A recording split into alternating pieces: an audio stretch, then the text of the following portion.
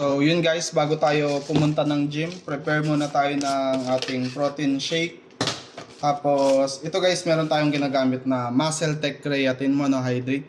Tapos mapapansin nyo guys, depende kasi yan kapag sumingaw na or hindi. Namumuo ang creatine guys. Hindi porket namuo siya, fake na siya. Ganyan lang talaga siya guys.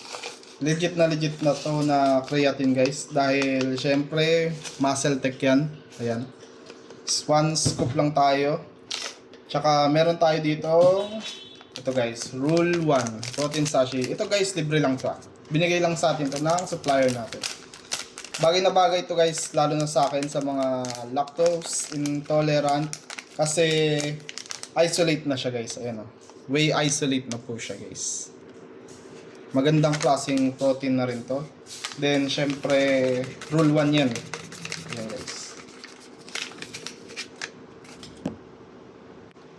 Lagyan natin siya ng konting tubig lang. Konti lang nga maglagay ng tubig sa mga whey. Ayan. Pwede na yan. Kahit kalahati lang. Para mabilis maubos. Kasi nakaka-bloated pag sobrang daming tubig. Parang nakakabusog. So, yun lang. Tara, mag-gym na tayo guys.